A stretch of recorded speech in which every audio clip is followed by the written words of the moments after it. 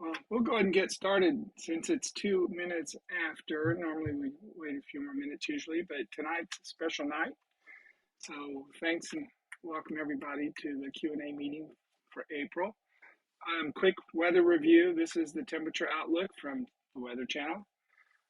Looks like we're kind of on the edge between the blue and we're in the orange. So it's supposed to be average and maybe a little below average. So we'll see.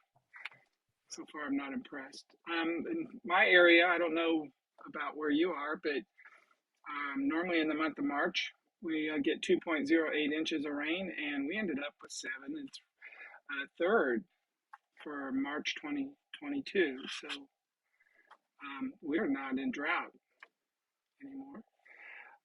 Just to let everybody know, tonight is the big game, and so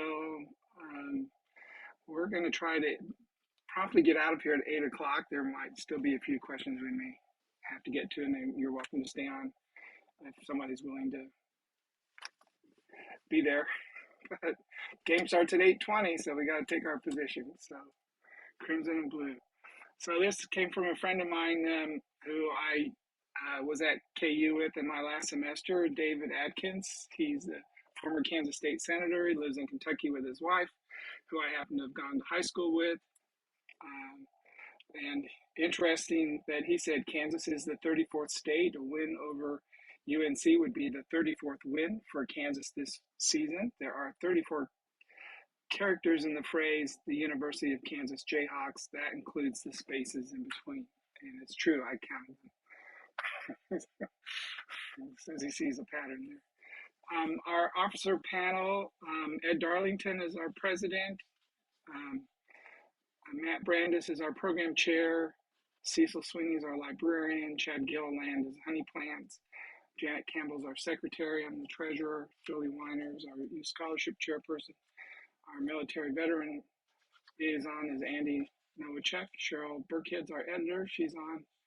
Becky Tipton's our special events coordinator for classes, and she's on as well. And Jay Francis is our special coordinator for Fun Day. So thank you and welcome everybody. Just a reminder, our color this year is yellow. If you're marking your queens, you need a yellow marker. You don't have to, but traditionally 2022 is yellow. Next year will be red.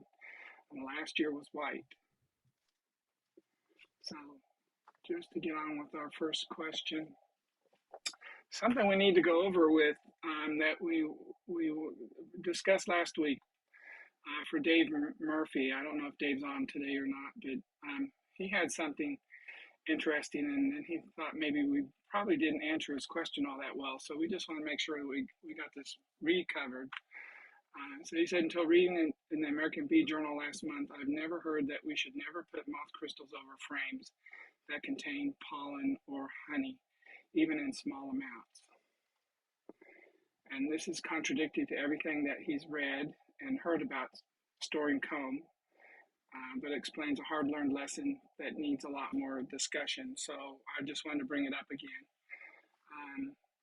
There's a link out there. He wasn't able to get to it initially. It was down, but then it came back up. And this is just part of the label for wax moth control. And it does say on here, do not use for comb honey, cut comb honey, or combs of honey that have not been extracted. In other words, the combs need to be empty, and it's not going to be used for human consumption if you're using this product and you're storing your combs. Are you on, Dave, this evening? Let's see, I see Sienna.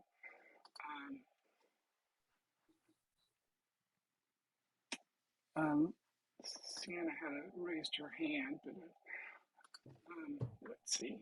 Yeah, I was just going to say, it always struck me as odd to put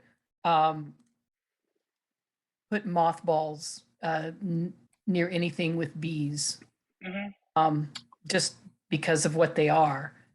I never want to do it. So main point here is make sure that you're reading the directions. And I wasn't even quite clear, and we didn't answer his question well enough, because I really don't use this product anymore. I did in the past when I stored my empty combs, but I never used it with anything that had pollen stored in it or honey stored in it or anything food-wise for myself or for the bees, because apparently he must have run into a situation where it may have killed his bees. So just to make it clear, and the important thing is paradichlorobenzene is what you use and exactly. not mothballs. Exactly. Which is NEKBA. You're safest if you buy the product from a beekeeping supply dealer.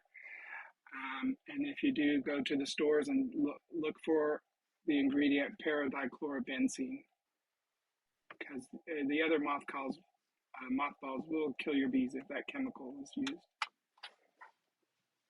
even on stored empty combs, right, Jolie? Yeah, moth crystals is paradichlorobenzene. Moth balls is a whole different chemical structure. Yeah, those will kill your bees. But you do need to make sure that that ingredient is on the label, and that's the only one that you use. And there's a trick to using that. You don't need to use it in the middle of winter if your equipment's stored outside, because the moths are all dead. The cold has killed them all. But I'm not sure exactly what happened to them, so we'll find out. Okay. Our first question came from Michael through Matt Brandis, and he says he has a hive with a lot of bees and 0 brood or eggs, which would mean that he's got a lot of bees. This came in on March 22nd, and he doesn't have a queen if he's not seeing eggs or brood for at least 3 weeks. I mean, she's been gone a while. I have a nuke that overwintered, but only has a handful of bees. She lays eggs, but I don't think that they can keep them warm enough to turn into brood. So maybe he doesn't have that many bees when he said he had a lot. Are you on, Michael? And then he says, I was going to move her into the hive without a queen. Do I have a chance of success with this? Is his first question. So a hive with a lot of bees, no brood. In other words, queenless. He's got a nuke that he overwintered. That's kind of small, and she's laying eggs, but he doesn't think that there's enough bees to keep them warm. So basically, he's wanting to merge the weak nuke to the strong hive that has no queen. Hopefully, he's got his situation already resolved. Who would like to take on this question? Do I have a chance of success with this? Becky, what do you think?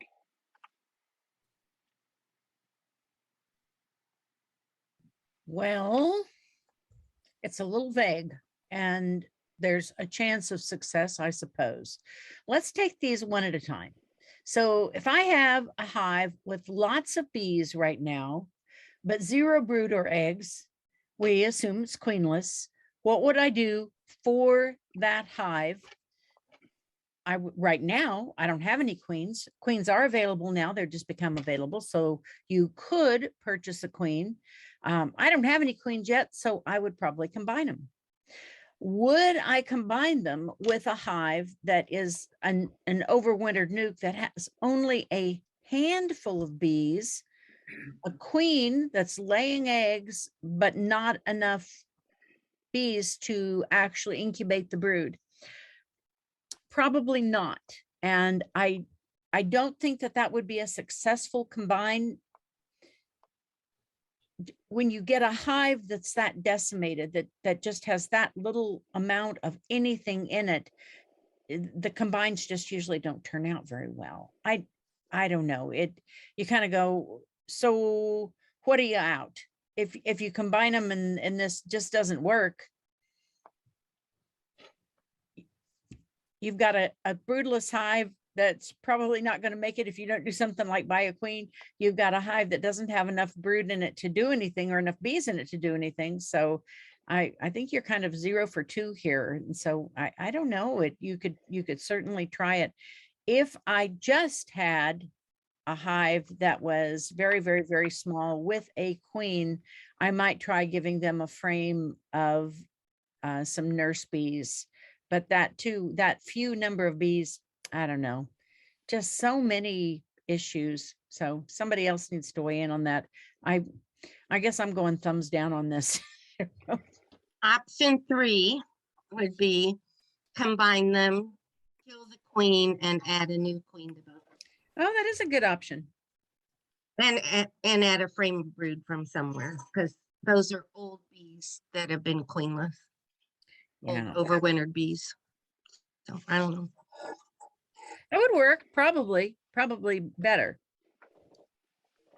I And question how good that queen might be, that if she's like, why is that colony that small? Well, that queen's apparently been struggling for quite some time.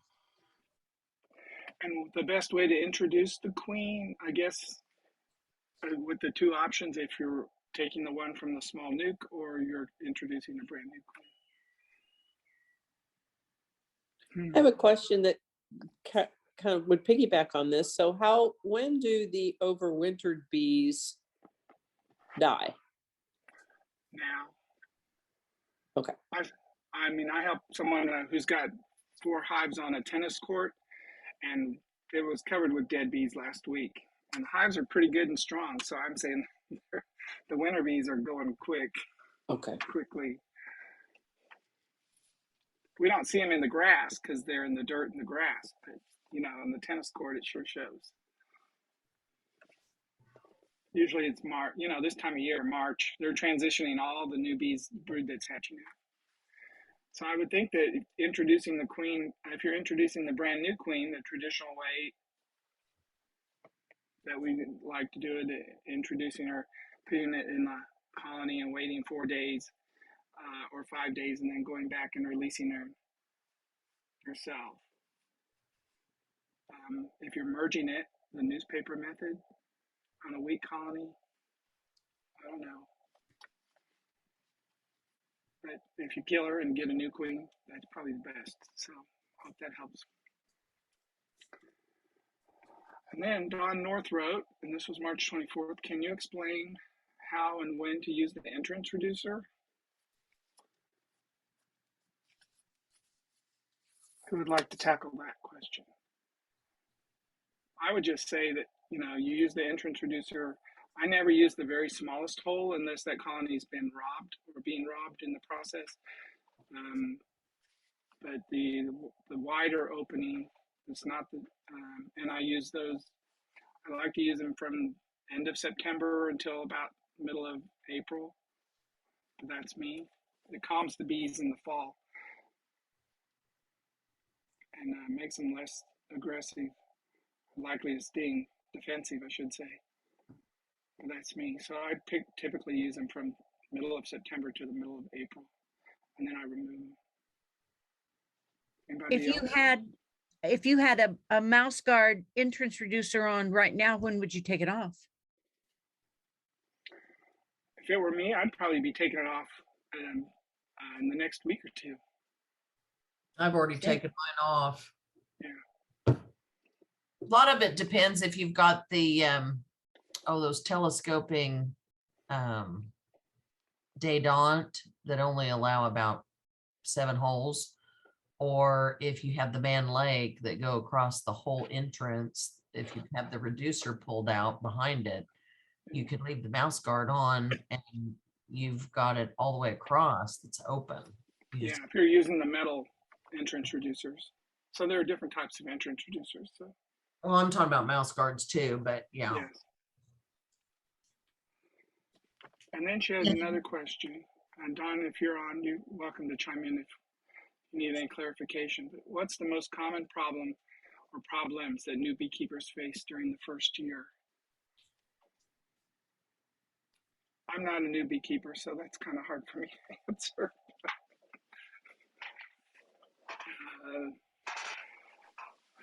Who would like to tackle that? Ed? Yeah, I'll chime in. Thank you. I think the first thing to do is make sure you're getting good advice. And number 2, don't be afraid of being decisive.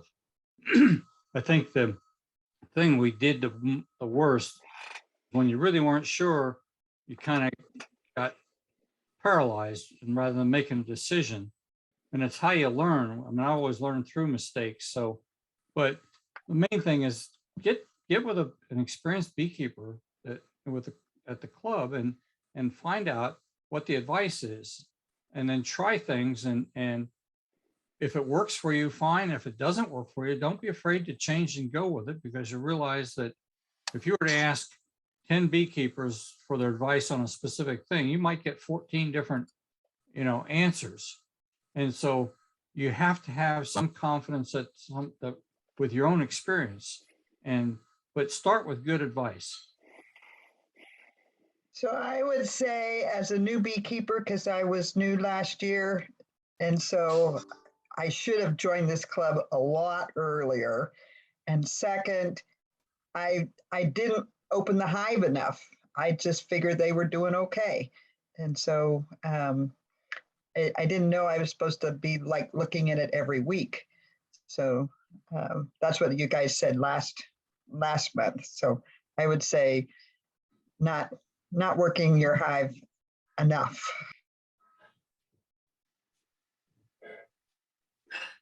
Yeah, I think we bounce back and forth between interfering with the bees too much. Now I've gone to where I do inspect the hives fairly regularly, but I do it remotely. In other words, I do it with a thermal imaging camera or a probe that I can stick in to see the bottom, to see if they're making queen cells or not. So you don't necessarily have to open it all the time to see if you're using technology. If you're not, then yes, you have to open the hive.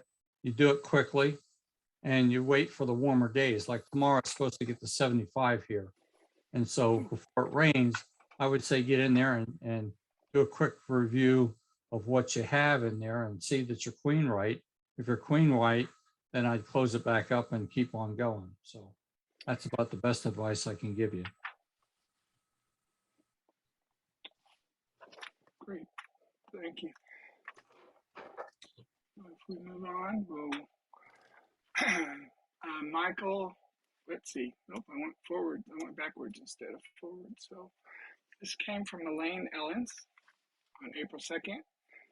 And she said, regarding rotation out of frames, what's the best way to rotate out the old frames after 5 years? How many frames per hive would you rotate out at one time? And what do you do with the honey, pollen in the corners of your brood frame you are rotating out of? And I said, see next slide, because in the newsletter, Quimby and Remy had an article to a response to a similar question. And it was at the year 2 and beyond. The presenter said that we should replace our foundation every 5 years. How do you do that when it either has honey or brood in it? So if you got your newsletter and haven't read it yet, this is like on page 4.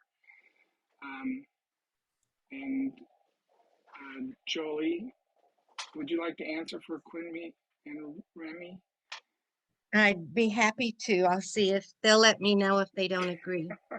So during the winter, the bees will all move up into typically the bees will move up into your upper box. So if you have, the best time to do it is like right now or in March. And if you have frames that maybe are really drowny or the mice got to, or, whatever, if you put them in that bottom box on the outside edges, they'll usually be pretty cleaned out this time of year, and you'll be able to remove them and then add new frames in. So. And that's what I like with the plastic foundation, because I can pop it out and reuse the frames, the wooden frames, and put in new foundation. Right then, I agree. And the bottom comment was, making splits is a great way to get new comb into some of your hives. They've been trying to write 20, meaning Jolie and Cecil have been trying to write 2022 on top of their new frames this year, so they know how long they're in the hives in the future. I'll just go back to your questions. How many frames per hive would you rotate out at one time? We do about 2. Yeah, we just do 2 or 4, you know, it depends on what, I mean, we don't rotate 20 frames out of a hive. Yeah, I think I read And that I one. guess the other thing I would say is we might not always get them rotated out, but if we make a nuke and our second box is all new foundation, we're getting a lot more new foundation in our hives each year. So I don't know. Yeah, if you do it Thanks. every 5 years, you need to do 2 frames a year. And if you're doing it every 3 years, you need about 3 frames a year. So it's you know, the 20% or 30%, depending on which, just be consistent. With the different pesticides and stuff we have, I think we're getting closer and closer to recommendation of rotating them out every 3 years. I know that I'm trying to remember who the guest speaker was from California that has 2,000 hives. I think he has throat cancer now. Randy Oliver. Yeah, Randy Oliver. He basically makes splits and stuff and pulls them out and gets them out that way. So he was doing about 30% a year. And so I just set up a system that works for you and be consistent. And I don't care whether it's 30% or 20%, just be consistent with whichever you choose and make sure that it's working for you. You'll see the hives either start thriving or, but I don't think you can go wrong with just replacing 20 to 30% of your frames every year. And I think Jolie's exactly right. This time of the year or a little bit earlier, last month would have been a good month, was when the hive is moved up, take the frames you want to get rid of and put them in the bottom box and let them clean them out, and then just take them out and remove them, pop the foundations out and replace it. And then she had a third question. What do you do with the honey or pollen in the corners of your brood frame if you're rotating out? I think most of the time the bees cleaned it out. Generally, it's pretty empty from what I see. It's my experience too. There's a lot of honey and pollen in there. I probably wouldn't rotate them out. But that's just me. We'd agree with that. If there's a lot of honey, pollen, or brood in there, we'd leave it. Do it next year. Yeah. Okay, thank you. Hope that answered the question. Susie Dutton, she wrote, why does feeding bees sugar syrup stimulate laying when honey does not? Cheryl, on feeding, and you're doing your queen grafts, how would you like to answer this? I have no idea.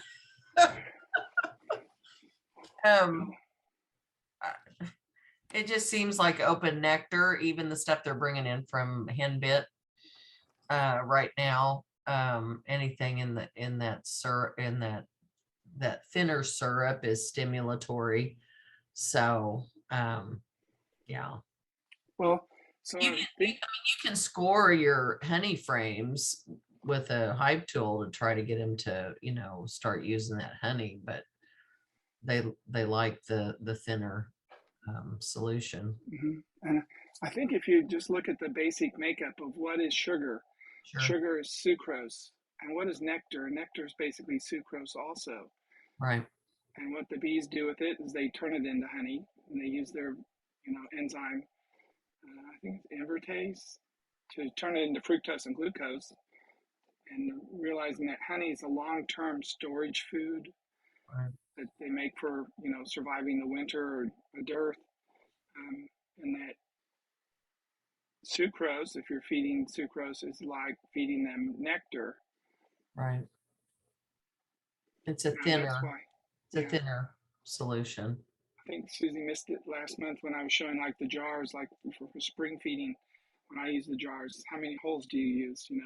10 to 12 if I'm winter feeding, because I want them to suck it down. And if it's spring feeding, 3 or 4 holes in the lid, because I don't want them to get it all that fast, but I want it to be coming in continuously, but not flooding them with food. And then, you don't feed them all the time. So it's a stimulatory effect. Susie, I'm not sure. Are you on? Did that help? Yes, it did. Thank you. Okay. And I don't think I was on, so I missed the thing about more holes in the fall too than in the spring. I don't think I've got any picture of it, but yeah, so you don't want to flood them with food in the springtime. You want, because you're trying to stimulate them, and you want to, if they fill up all those empty cells, where's the queen going to lay? First of all, but once they've got a ton of brood, they're only going to take what they can take, and they're not going to, use it all right away. So, but I have this slide that I used too in the last presentation, so I'm just bringing it up again. I feed with inverted jars with an empty box and the lid on top. But just, explaining to everybody, using the syrup, you want to use a good quality white sugar. It doesn't matter if it's cane sugar or beet sugar, it's still sucrose. The difference is if you're stimulating them, to get the queen to lay and to grow, and you're trying to mimic an incoming nectar flow, you're using a 1-to-1 or a weaker solution, not too weak though. You don't want to feed them honey generally from other hives, especially, so that you don't spread any disease or brood bacteria. There are different types of feeders, and so you just want to make sure you're using the right method at the right time of year.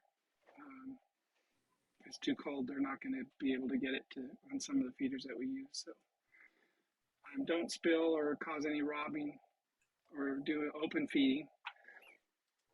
That causes a lot of issues. I use hot water when, dissolving the sugar syrup. It only takes less than 15 minutes, and especially if it's a weak solution. And use the 1-by-1 for spring feeding, which is now. And that will help stimulate wax building and growth also. So that's it. Jolie sent this picture in earlier today. This is what I guess she was finding. So would you like to talk about entombed pollen cells, Jolie? So entombed pollen cells are cells that the bees have brought back to the hive, and it has pesticides in it. And so they actually put like this dark layer of wax and propolis over the top so that the other bees won't use it as food. Now, this might have been a frame that we would have worked out, because it, like, all around this brood, like, you can't, I thought it might show up better than this, but like all around this brood, it was just packed in there. And this would be a frame I would work out, but it was covered with brood on both sides, and I didn't want to, I don't know, I didn't want to give up my brood. So anyway.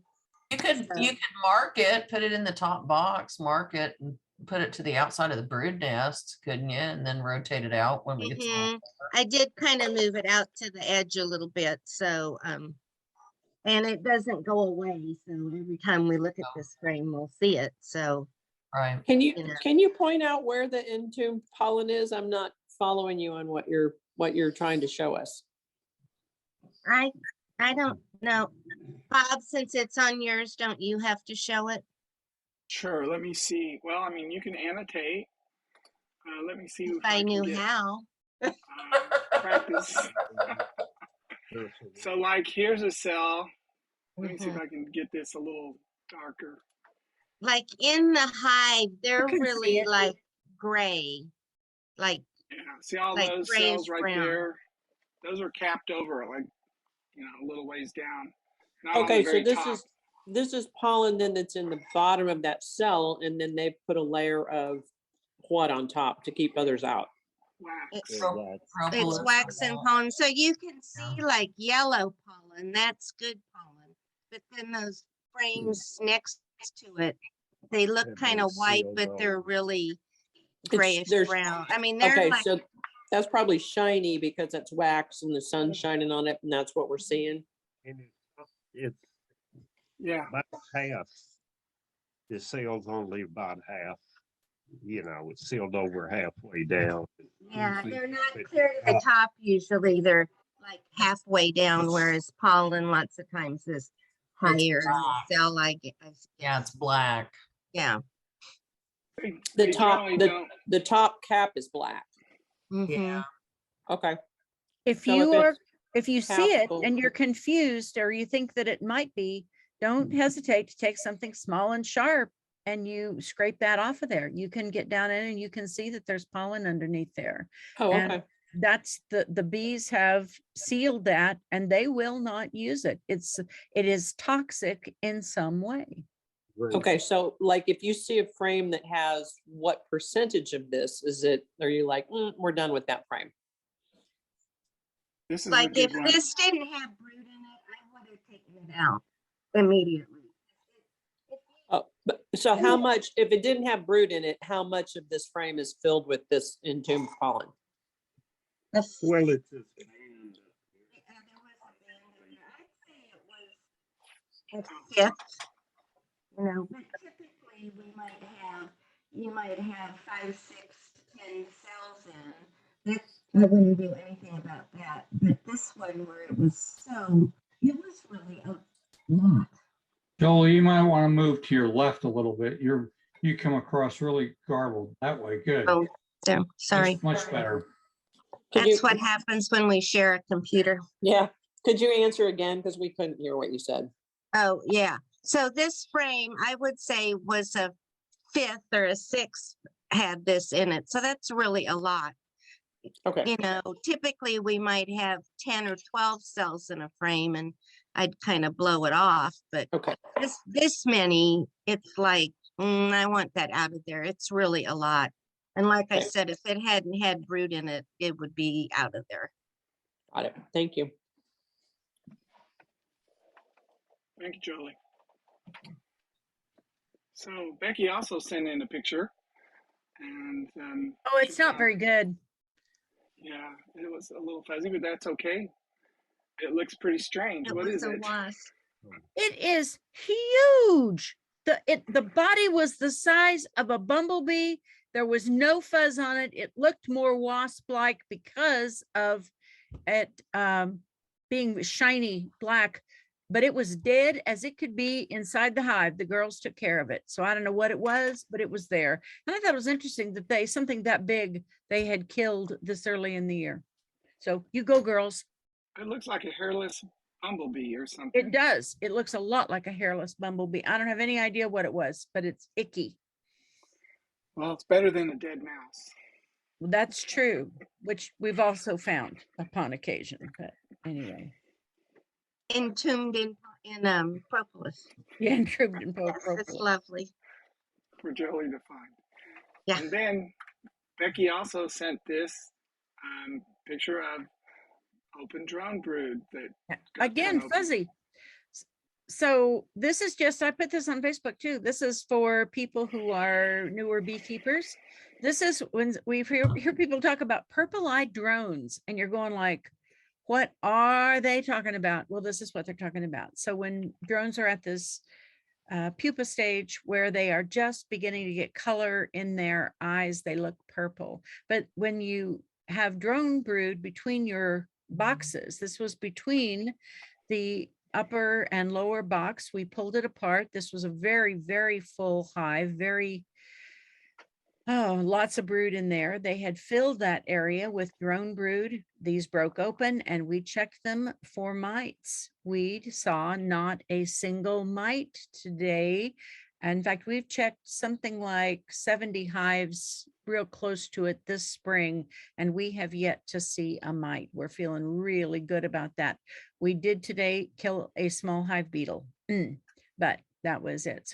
So make sure that you're checking these mites over when you have that opportunity, that or checking these bees over for mites. That's a great time to just quick check. If I had seen mites on any of these drone brood, then we would probably have done a sugar roll, alcohol wash, done something else to do a more in-depth mite check. So that's it for today. Was a beautiful day to work bees. Man, it was good. Yes, it was. Well, that's all the questions that I got previously. I did get a couple late ones. I got one from Dennis Wilbert by email at 6:27, and if I may be able to read this, I'll go ahead and read this. It says, I have a hive that looked strong a month ago. And if you're on, Dennis, you can let us know what you mean by strong. This week, there were very few bees in it, but the majority are gone. There is a queen present, but I do not see any eggs or larvae. The bees had plenty of food, and there were honey frames left. There didn't seem to be many dead bees. What should I do with this hive? Should I replace the queen? Can I take a frame of brood from another hive, combine it, since there are so few bees, and could I add a package to this? So there are 3 questions to that. Got a weak hive, no brood. Sounds like he's got a queen, but she's not laying. So I think in that situation, she may have failed. Cheryl, what would you do? You said she's got a weak hive that's not laying. The majority of the bees are gone. He thought it was strong a month ago. There is a queen, but he doesn't see any eggs or larvae. They had lots of food, and there are plenty of honey frames left. There doesn't seem to be many dead bees. How much bees? How many bees are there? Yeah. Yeah. Hi, this is Dennis. Thank you. There's not a lot of bees. There's probably most of the frames have, I don't know a number, but not a lot. I mean, it's a fraction of what it was a month ago. There were a lot of bees in it. The frames were, starting to get pretty covered, and then it's like they swarmed or they just left. But there's a queen in there, but there are no eggs or larvae that I can find, and it just seems like it's really weak. So I'm not sure what to do with it. Did you treat for mites? I did not this spring. I did late fall, early winter. What'd you treat with? Oxalic acid vapor. When they were broodless in November, or? Yeah. Did you treat earlier than that, or was that your only fall treatment? That was my only fall treatment. Yeah, I mean, they could be succumbing to varroa mite and the viruses that mites carry, even though, because your treatment was too little too late. I mean, you could, if you have other colonies, you could pull a frame of brood that doesn't have a queen on it and nurse bees, and you try to make a split with that queen if you want to try to salvage that queen. But she's not laying because she just doesn't have any workforce. Okay, that's what I was wondering if I should. I do have another maybe colony that I could take a frame of brood too.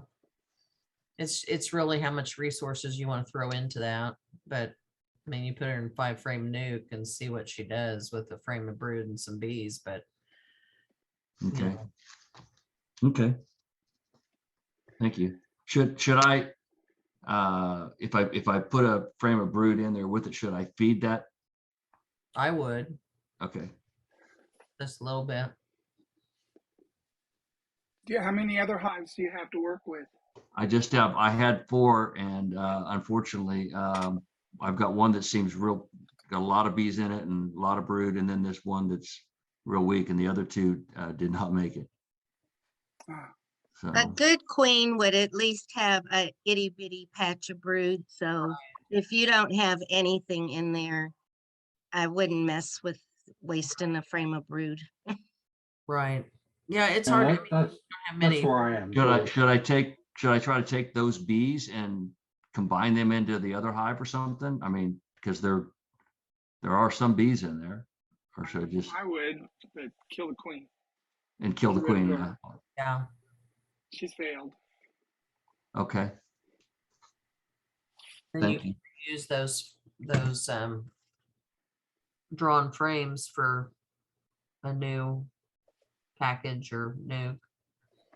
It doesn't sound like she was laying any eggs to begin with. So all the bees that you've been losing are the winter bees, Right. That's being what it, spring ones to replace them. mm, Hey, Okay. Robert, this is Matthew. Yeah. So would a queen just not lay at all? Sometimes. Okay. That's a mystery. Yes, a queen can give out, but if they aren't able to make, you Hey, know, Jolie, you need to move your computer. We can't hear you. if the queen can give out, and if the bees aren't able to supersede her, it's the wrong time of year, they don't have eggs or larvae. I mean, they'll just let that old worthless queen hang out because they don't have any choice, kind of. I don't know. Well, What- I mean, I've heard of failing queens, but usually it's, like they've used up all their sperm and they're just drone, they just turn into kind of drone layers. I just was asking because I don't think I've ever, of course, haven't encountered, but heard of just a queen not laying eggs at all. Well, even this year, if the hive didn't have a lot of bees, they could have gotten chilled, and the queen could have gotten chilled. I mean, she could have just become, Okay. crummy. I don't know. I would ask, I would have to think that ask myself the happens. questions of, if you have 4 hives and really only one of them is still strong.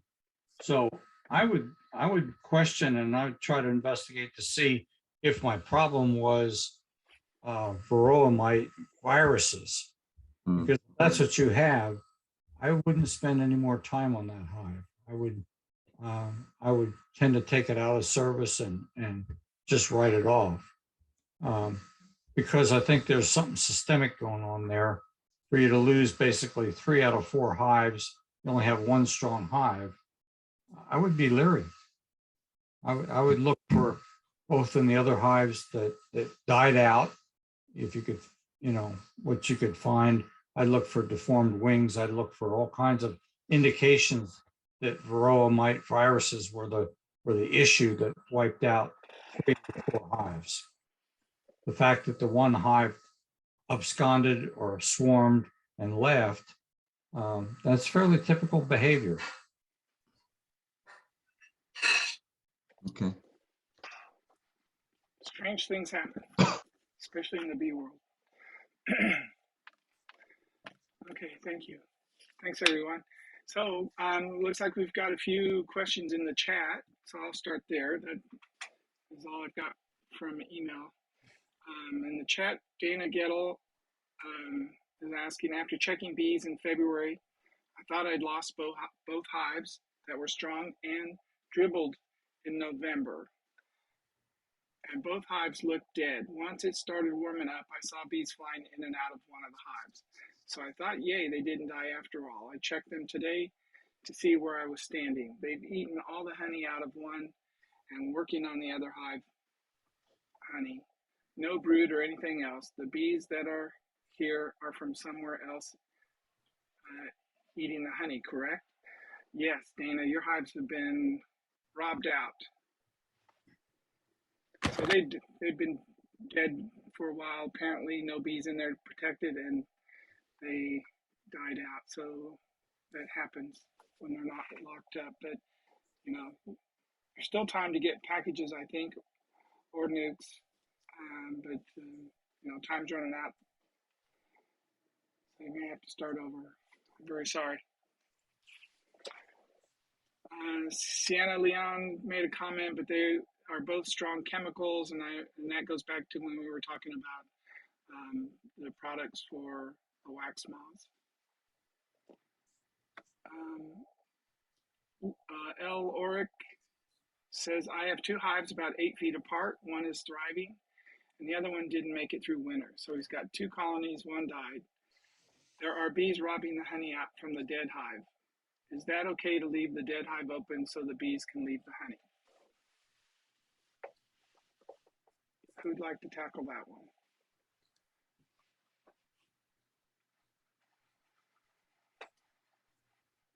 Matthew? I knew you were going to call me because I didn't hear the question. I'll repeat it. Is it okay to leave the dead hive open so the bees can have the honey? There were 2 hives about 8 feet apart. One's thriving, the other one didn't make it through winter. There are bees robbing the honey from the dead one. Would you let them rob it out? No, I would save the honey. You know, robbing, obviously you're going to get bees from more than just the one hive, and so you run the risk of spreading, you know, viruses and varroa and things like that. You know, they're going to damage the comb a little bit in the process of tearing it all out. So I would be inclined to, you know, pull out the honey frames, freeze it to get rid of any, you know, eggs from larvae, you know, wax moths, or although it's too early for wax moths, but small hive beetles, and then use it for feed. You know, you can feed it if you want to put it into the other hive as a source of feed if they need it. I mean, you could do that. I don't know that I would let them just rob it out. Yeah, I guess historically, you know, before mites came along, most of the colony problems that we had were because of brood viruses, and that's how they were spread through robbing. When a colony died out, if they died out, it was a good way to spread those problems with robbing. So we didn't really, you know, we absolutely did not want to encourage that. And there are things with robber bees destroying the comb. They don't care, it's not their home, that kind of thing too. So if you're going to get new bees for those boxes, you know, you want to try to keep them in as best shape as you can. So Alex and Linda are asking, can I use the old comb I'm rotating out in a swarm trap? Very good use for it. Yeah, and Becky was nodding her head too. You wouldn't want to, when you put combs in a swarm trap, the beauty is that then you can transfer those bees. They'll set up housekeeping in that. And so if this is really vile comb, maybe kind of put it over to the side, even in your swarm trap, and put some good comb in the middle, because they're going to start laying eggs in that almost immediately. And unless you want to rotate that out immediately, then you'd be back in the same situation. Oh, this is really crummy comb, but I've got a whole lot of brood in it now. So watch your traps closely so that they don't have time to do that. Put your icky frames, but there's so much pheromone in there that is very attractive to your swarm. So that's not a bad use of old nasty combs. I'd have thought, Becky, could you scrape off the wax from that frame and then just put it in the bottom of the swarm trap? It's still, I mean, the odor would still be there with the old wax, but they wouldn't use it to lay in. That's true. I don't know how much of an attractant that would also be to small hive beetles or to other undesirable things, but it certainly would. Or the possibility of cross comb and a real mess. Yeah. Try that out, Matthew. Get back to us. You report back on it. Well, you know, I mean, obviously we've heard of using the old combs as an attractant, but if you don't want them to lay in it, right? Because then now you're back, like you said, Becky, you're back in the same position. Maybe you could just scrape some of that wax off and just put it in the bottom of the hive as a smell, as an odor attractant. But then they, you know, chances are they're not going to necessarily recycle it. But I wouldn't think it'd be any more of an issue with pests than a frame of it would be. Probably not. You're probably right. Unless you left it in there for a long time. Which it'll draw wax moth if it's drawn comb, no matter what. Yeah. It's something I'd never thought of until just now. But I will try that. I have some frames to cull, so I'm going to tomorrow go scrape them off and put them in the bottom of my swarm trap. You go, guy. Thank you, everyone, for contributing to that. Sienna apparently sent an email, and I may have missed it, sent a question by email. So, Sienna, if you're on, feel free to go ahead and ask your question. Sure, thanks. So I use only mediums. Right now I have 3 medium supers. I inspected them today and they are chock full of bees and brood. There was brood. I didn't see any, as I put in the chat, I didn't see any mites either today when I pulled them apart. There were quite a few queen cups. One of them may have had something in it. And my question is, am I going to be able to split that in a couple of weeks, or do I need to do it right away? It sounds like you need to do it soon. Very Yeah, soon. that's what I was afraid of. And,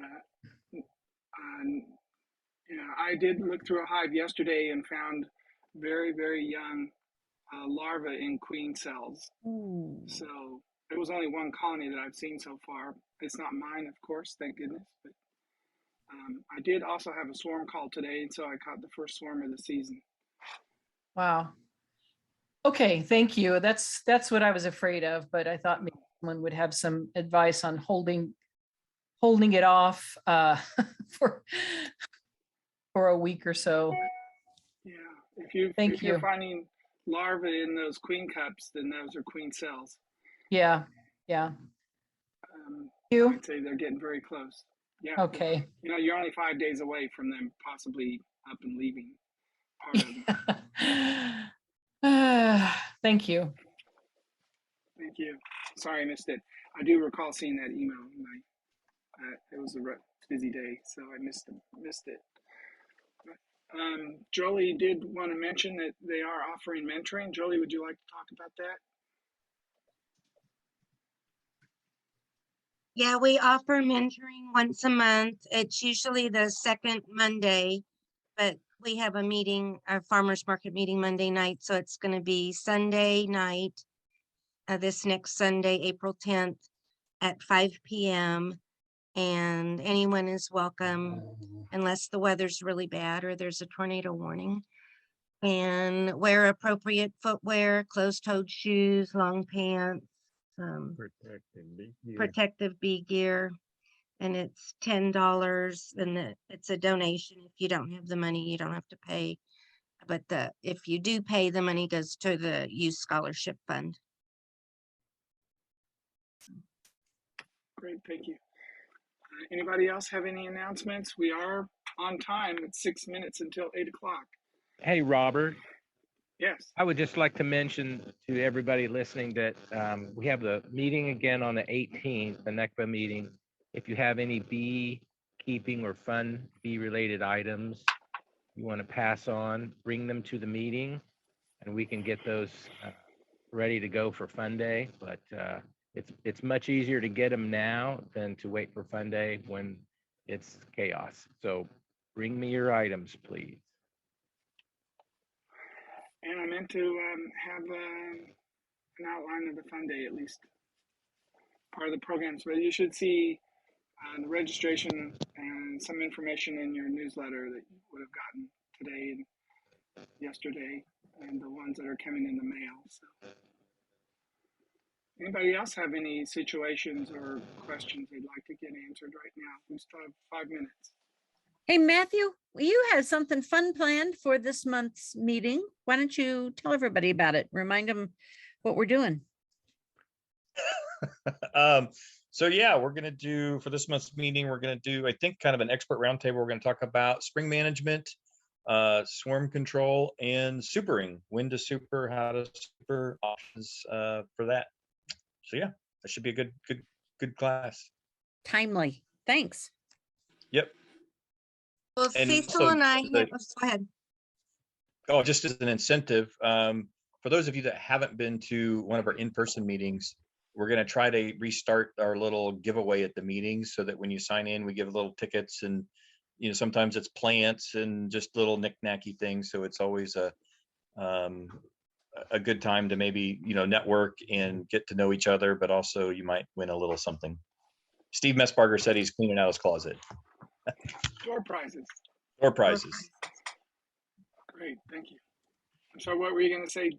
I was just Julie? gonna say, Cecil and I have been making nukes the last week. And we've been leaving 3 frames of brood with everything and taking everything else. And we've had hives with as much as 12 frames of brood. We had one today with 15 frames of brood. So if we hadn't done anything, they would swarm quickly. So you guys really don't be afraid to take your hives down so that you can control your swarming. Equalize is what they call it. Equalize. Mhm. Yep.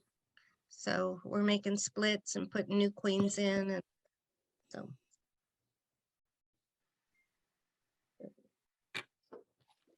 Great, thank you. A few more minutes. Anybody?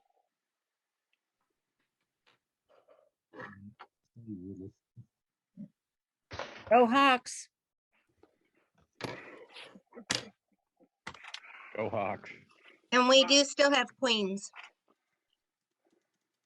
Well, for sale. Yeah, you're making me nervous now, Jolie. I might have to get more than one tomorrow morning. Well, if I'm up, I'd rather sell more than one. cool. Well, hopefully we'll be still celebrating after tonight's win. So we'll see. Okay. Awesome. We are on time. It's 2 minutes till. Thank you, everybody. Thank you. Thank Thanks you. for joining. Have a good evening. See you.